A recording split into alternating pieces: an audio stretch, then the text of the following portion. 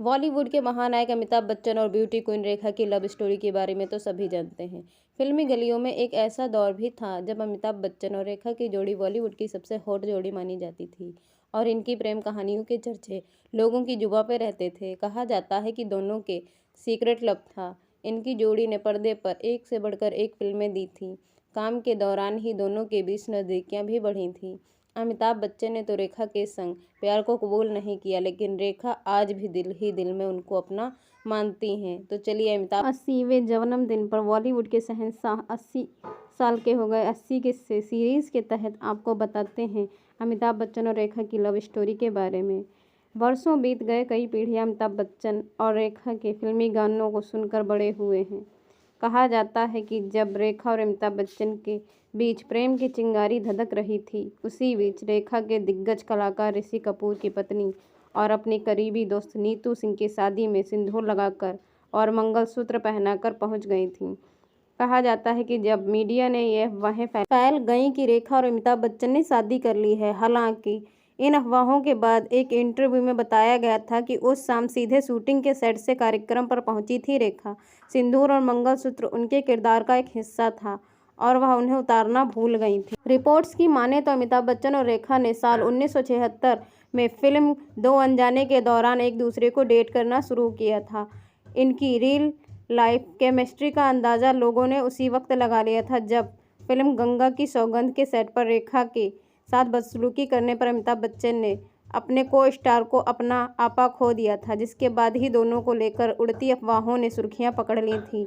हालांकि अमिताभ बच्चन और रेखा ने कभी भी सार्वजनिक तौर पर इस बात को कबूल नहीं किया है।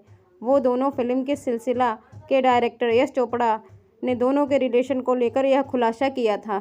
एक इंटरव्यू के दौरान रेखा ने अपने और अमिताभ बच्चन के रिलेशनशिप पर बड़ा खुलासा किया था। उन्होंने कहा था कि किसी को कोई फिक्र नहीं है, मैं क्या चाहती हूँ, मैं तो दूसरी औरत हूँ ना। उन्होंने जया पर भी बिना नाम लिए निशाना साधा था कि दूसरा इंसान तो सबकी नज़र में बेचारा बना हुआ होता है।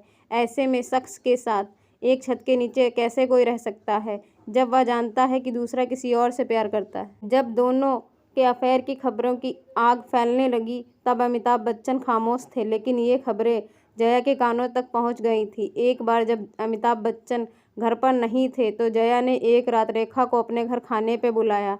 तब रेखा को लगा कि शायद उन्हें खूब खरी खोटी सुनाएंगी, लेकिन ऐसा हुआ नहीं। जया के घर जब रेखा पहुंची तो उन्होंने रेखा का खूब आदर सत्कार किया और खाना खिलाया, घर भी दिखाया।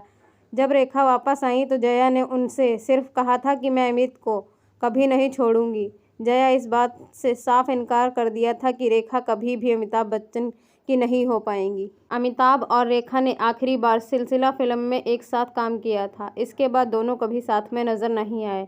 लोगों का यह भी कहना था कि सिलसिला फिल्म अमिताभ और रेखा की जया की असल जिंदगी की कहानी है। इस फिल्म के बाद अमिताभ और रेखा के बीच दूरियां आ गईं। आज भी दोनों जब कहीं भी एक साथ दिखते हैं तो एक दूसरे से नजरें चुराते हुए नजर आते हैं। जया बच्चन को एक बार इतना गुस्सा आया कि उन्होंने सबके सामने रेखा को थप्पड़ मार दिया था। इसके बाद वह काफ़ी ज़्यादा गुस्सा भी हो गई थी।